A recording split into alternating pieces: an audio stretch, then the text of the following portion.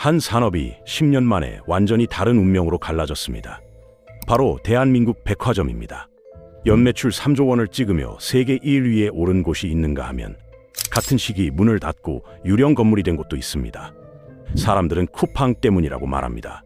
하지만 진짜 범인은 따로 있었습니다. 물건을 파는 계산기가 아니라 땅값을 매기는 계산기가 고장났기 때문입니다. 백화점 몰락의 진짜 구조, 함께 파헤쳐 보겠습니다.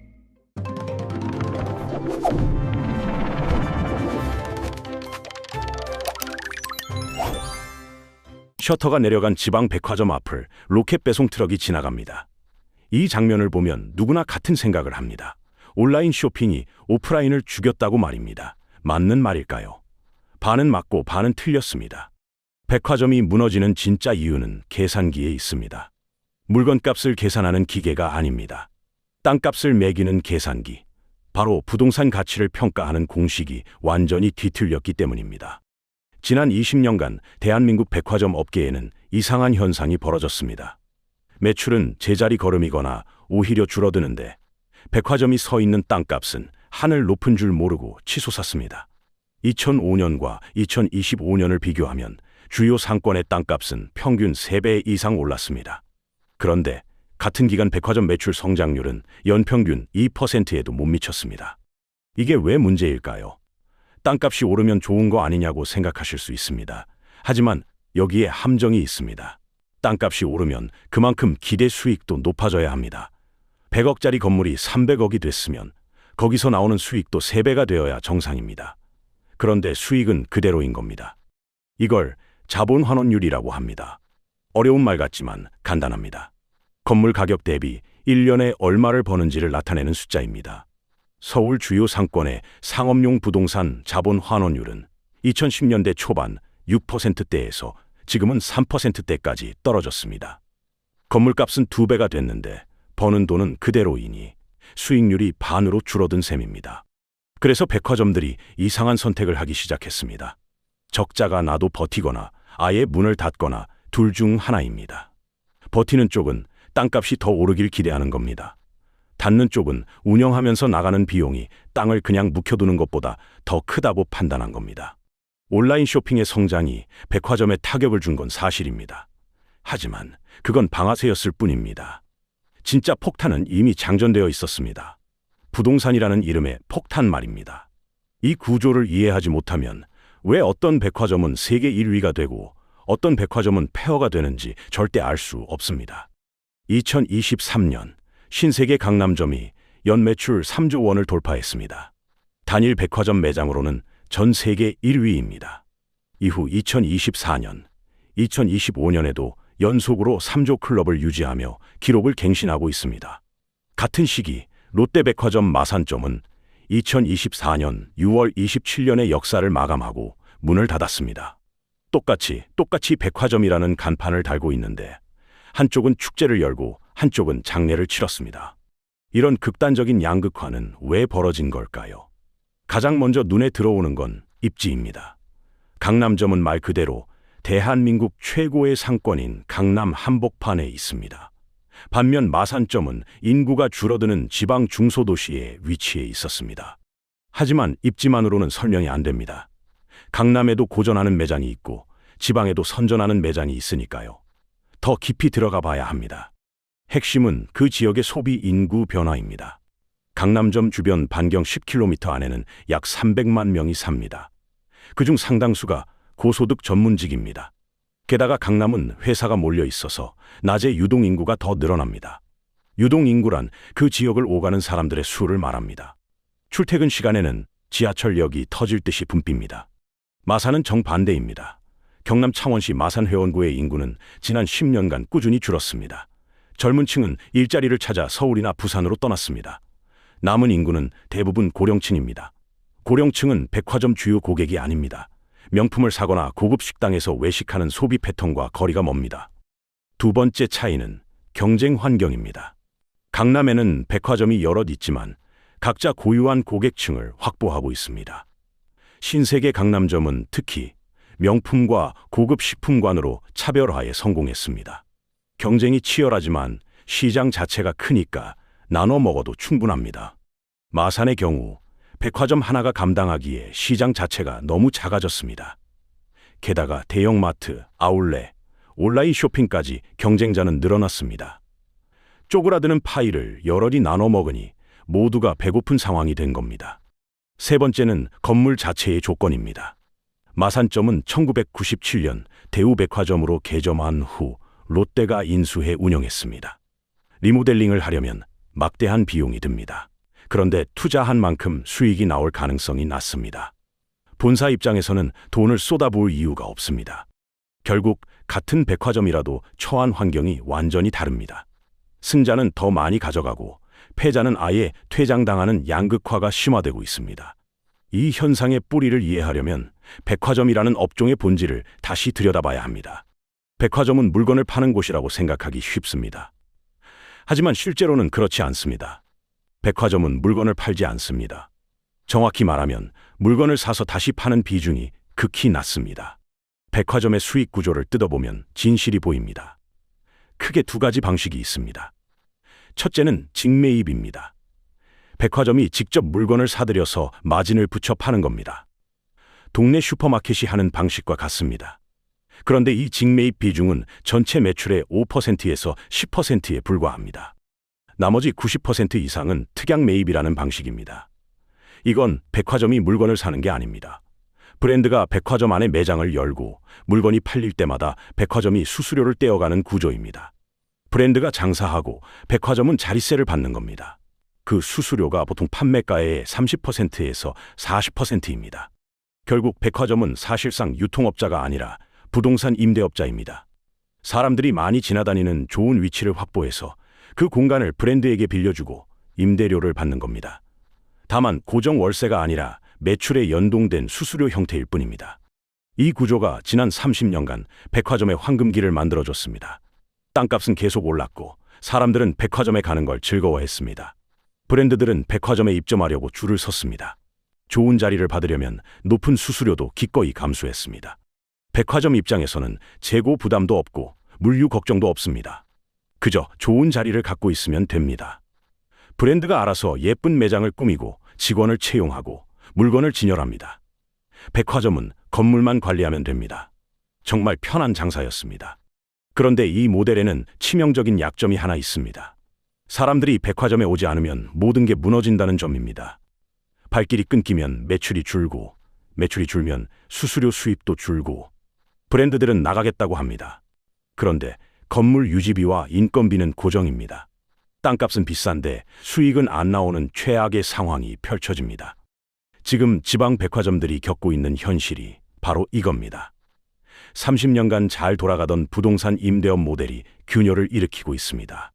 백화점이라는 건물주에게 월세를 내던 세입자들이 반기를 들기 시작했습니다. 그 선두에 나이키가 있습니다. 나이키는 2017년부터 전략을 바꿨습니다. 백화점이나 대리점을 통해 물건을 파는 대신 소비자에게 직접 판매하겠다고 선언한 겁니다. 이걸 D2C 전략이라고 합니다. 다이렉트 투 컨슈머의 약자로 중간 유통 단계를 거치지 않고 고객에게 바로 판다는 뜻입니다. 왜 이런 결정을 내렸을까요? 숫자로 따져보면 답이 나옵니다. 백화점에 입점하면 수수료로 30% 이상을 떼입니다. 10만 원짜리 운동화를 팔면 3만 원 이상이 백화점 몫입니다. 그 돈이면 인스타그램 광고를 돌리고 자체 온라인몰을 운영하고 직영 매장을 열 수 있습니다. 게다가 직접 판매하면 고객 데이터도 얻습니다. 누가 뭘 사는지, 언제 사는지, 왜 사는지 분석할 수 있습니다. 나이키만 그런 게 아닙니다. 아디다스도 비슷한 전략을 폈습니다. 유니클로는 아예 처음부터 자체 매장 위주로 성장했습니다. 애플도 마찬가지입니다. 이들 브랜드는 백화점이 없어도 됩니다. 오히려 없는 게 더 나을 수도 있습니다. 과거에 이 브랜드들은 백화점 앞에서 약자였습니다. 좋은 자리 받으려면 백화점 눈치를 봐야 했습니다. 무리한 요구도 들어줘야 했습니다. 그런데 상황이 뒤집혔습니다. 이제는 브랜드가 더 센 쪽이 됐습니다. 유명 브랜드가 빠지면 백화점 매출이 직격탄을 맞습니다. 고객들이 그 브랜드를 사러 왔다가 다른 것도 구경하고 사는 건데 핵심 브랜드가 없으면 발길 자체가 끊깁니다. 이 상황을 부동산 용어로 바꿔보면 이렇습니다. 건물의 권리금이 사라지고 있다는 겁니다. 권리금이란 그 자리에서 장사할 수 있는 권리의 가치입니다. 예전에는 백화점 1층 명품관에 자리 잡으면 그 자체로 엄청난 가치였습니다. 지금은 아닙니다.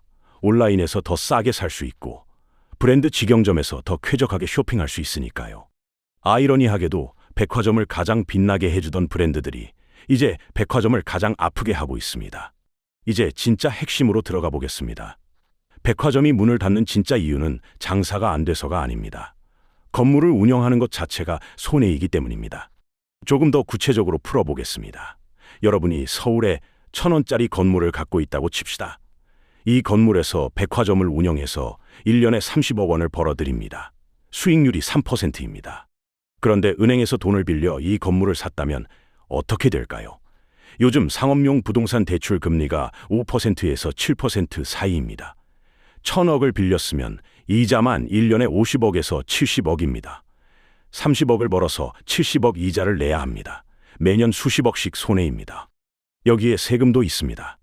재산세, 종합부동산세, 각종 공과금까지 더하면 비용은 더 늘어납니다. 인건비도 있습니다. 백화점 하나 운영하려면 수백 명의 직원이 필요합니다. 청소, 경비, 주차 관리, 고객 서비스까지 사람 손이 많이 갑니다. 그래서 어떤 결론이 나오냐면 차라리 건물을 비워두는 게 나을 수도 있다는 겁니다. 물론 완전히 비워두면 그것도 문제지만 적어도 적자를 내면서까지 운영할 이유는 없어집니다. 실제로 이런 일이 벌어지고 있습니다. 2024년에는 롯데백화점 마산점, NC백화점 서면점이 문을 닫았습니다. 2025년 6월에는 현대백화점 디큐브 시티점도 영업을 종료했습니다. 이 건물들의 공통점은 자산 가치는 높은데 수익이 안 나오는 곳이라는 겁니다. 건물주 입장에서 선택지는 두 가지입니다. 첫째, 땅값이 더 오르길 기다리면서 버틴다. 둘째, 용도를 바꿔서 더 돈이 되는 사업을 한다. 문제는 첫 번째 선택을 하기엔 버티는 비용이 너무 크다는 겁니다. 일본은 이미 이 과정을 겪었습니다. 일본 백화점 업계는 1990년대 버블 경제 붕괴 이후 30년간 구조조정을 겪었습니다. 전국에 300개가 넘던 백화점이 지금은 180여 개로 줄었습니다. 대한민국도 같은 길을 걷고 있는 것일 수 있습니다. 그렇다면 대한민국 백화점들은 어떤 선택을 하고 있을까요? 놀랍게도 백화점을 백화점이 아닌 걸로 바꾸고 있습니다. 서울 신도림에 있는 현대백화점 디큐브 시티점이 대표적입니다. 이 백화점은 2025년 6월 영업을 종료했습니다. 건물 소유주인 이지스 자산운용이 백화점 공간을 오피스로 바꾸겠다고 결정했기 때문입니다. 저층부는 쇼핑몰로 유지하고 상층부는 사무실로 전환하는 계획입니다. 왜 이런 결정을 했을까요? 수익률을 비교해보면 됩니다. 백화점으로 운영하면 수익률이 3%입니다. 그런데 같은 공간을 사무실로 쪼개서 임대하면 수익률이 4%에서 5%가 됩니다. 1% 차이가 뭐가 크냐고요. 1,000억짜리 건물에서 1%는 10억입니다. 결코 작은 돈이 아닙니다. 게다가 오피스는 안정적입니다.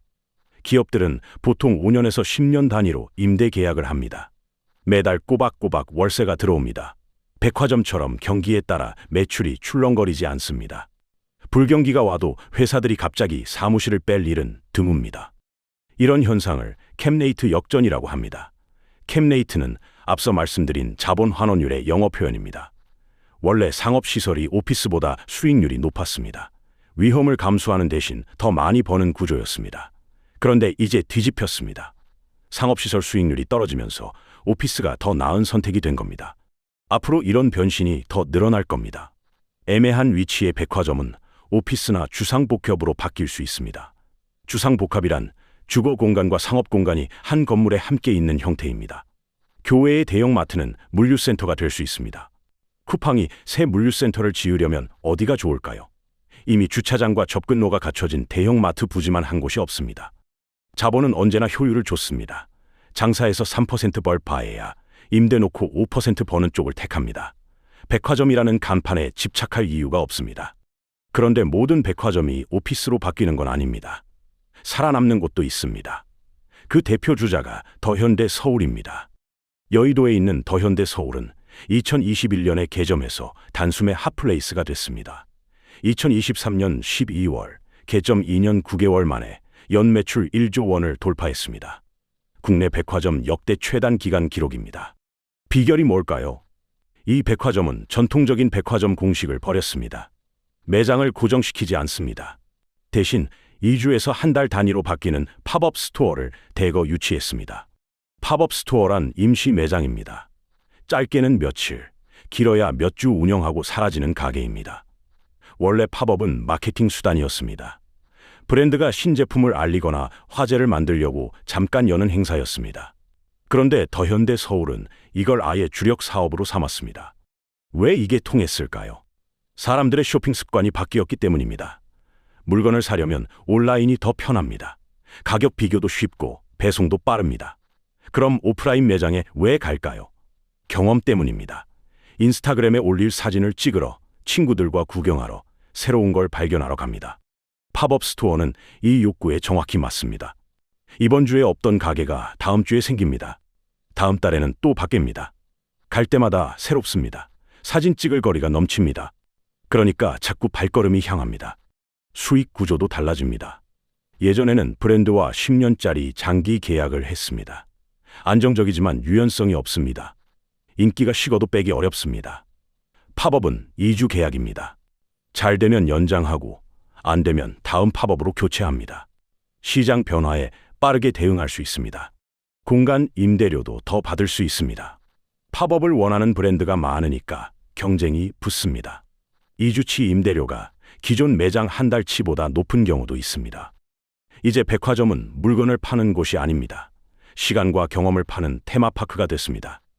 이 변화를 받아들인 곳만 살아남고 있습니다. 지금까지 이야기를 정리해 보겠습니다. 백화점이 무너지는 진짜 이유는 온라인 쇼핑이 아닙니다. 부동산 가치와 실제 수익 사이의 괴리입니다. 땅값은 하늘 높이 올랐는데 그 땅에서 뽑아내는 현금은 제자리이거나 오히려 줄었습니다. 여기에 세입자들의 반란이 겹쳤습니다. 유명 브랜드들이 굳이 비싼 수수료를 내며 백화점에 있을 이유를 못 느끼기 시작했습니다. 직접 고객을 만나는 게 더 이득이니까요. 결국 백화점은 두 갈래로 나뉘고 있습니다. 최고의 입지에서 경험을 파는 곳은 오히려 전성기를 맞고 있습니다.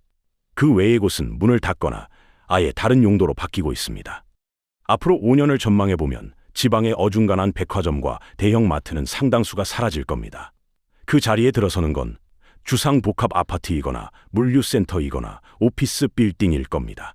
자본이 더 효율적인 곳으로 이동하는 자연스러운 현상입니다.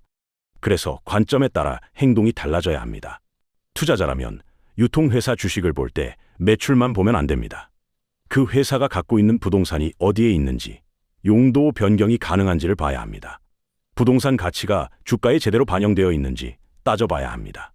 소비자라면 내가 자주 가는 매장을 돌아보시기 바랍니다. 그곳이 경험을 파는지 아니면 그냥 물건만 파는지 생각해 보십시오. 후자라면 아마 오래 못 갈 겁니다. 온라인보다 나은 이유가 없으니까요. 백화점의 몰락은 끝이 아닙니다. 자본이 더 효율적인 곳으로 이동하는 거대한 신호일 뿐입니다. 이 흐름을 읽는 사람에게는 기회가 되고 읽지 못하는 사람에게는 위기가 됩니다. 오늘 영상에서는 백화점 양극화의 진짜 이유, 그 이면의 숨은 부동산 논리를 살펴봤습니다.